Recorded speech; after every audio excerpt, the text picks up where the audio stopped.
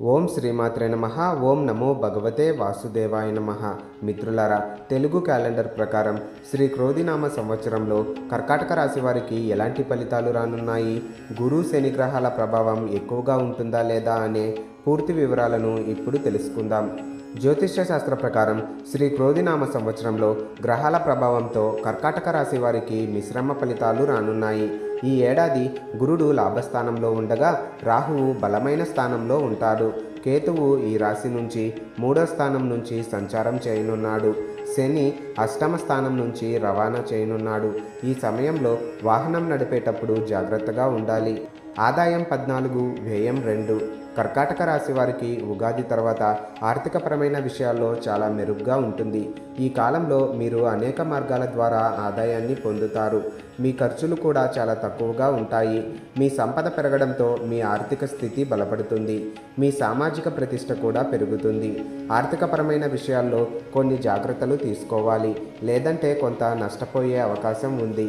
కాబట్టి ఆర్థికపరమైన విషయాల్లో చాలా బాగా ఆలోచించాలి. శ్రీ క్రోధినామ సంవత్సరంలో కర్కాటక రాశి వారికి రాజ్యపూజ్యం 6, అవమానం 6గా ఉంటుంది. ఉగాది నుంచి మీ కుటుంబ జీవితంలో వాతావరణం అద్భుతంగా ఉంటుంది. మీ కుటుంబంలో శాంతి సామరస్యం ఉంటాయి. మీకు తల్లిదండ్రుల ఆశీస్సులు లభిస్తాయి. ఈ ఏడాది మీరు కొత్త ఇల్లు కొనొచ్చు లేదా వాహనం కొనుగోలు చేయొచ్చు. మీ కుటుంబంలో ఏవైనా సమస్యలు వస్తే వాటిని పరిష్కరించుకుంటారు. ఆర్థిక పరంగా కూడా సహాయం చేస్తారు. మీ కుటుంబంతో విహారయాత్రకు కూడా వెళ్ళొచ్చు. ఈ రాశి వారికి విద్యాపరంగా కొత్త ఏడాదిలో బాగానే ఉంటుంది. ముఖ్యంగా కొత్త విషయాలను నేర్చుకోవాలనే ఆసక్తి ఉన్న విద్యార్థులు తాము చేసే ప్రయత్నాల్లో మంచి విజయం సాధిస్తారు. కష్టపడి లక్ష్యాలను చేరుకునేందుకు ప్రయత్నిస్తారు. ఆగస్టు నుంచి సెప్టెంబర్ వరకు విద్యార్థులకు అద్భుతంగా ఉంటుంది. Civil services, engineering, medical, management వంటి పరీక్షలకు సిద్ధమవుతున్న వ్యక్తులు ఈ కాలంలో కొంత మంచి విజయాన్ని సాధిస్తారు. ఈ ఏడాది ప్రపంచంలోనే అత్యంత ప్రతిష్టాత్మకమైన విద్యా సంస్థల్లో మీకు సీటు రావచ్చు. ఈ రాశి వారికి ఉగాది పండుగ తర్వాత కెరీర్ పరంగా చాలా బాగుంటుంది. మీరు కష్టానికి తగిన ఫలితాలను పొందే అవకాశం ఉంది. నవంబర్, డిసెంబర్ మీ కెరీర్కు చాలా ముఖ్యమైన కాలం. ఈ కాలంలో మీరు ఉద్యోగం లేదా వ్యాపారం గురించి శుభవార్తలు వినొచ్చు. ఉద్యోగులకు పదోన్నతి, జీతాలు పెరిగే అవకాశం ఉంది. వ్యాపారులకు మంచి లాభాలు రావచ్చు. ఈ కాలంలో ఆలోచించకుండా ఎలాంటి నిర్ణయం తీసుకోకండి. ఈ రాశివారు ఉగాది తర్వాత ఆరోగ్యపరంగా మెరుగైన ఫలితాలు పొందుతారు.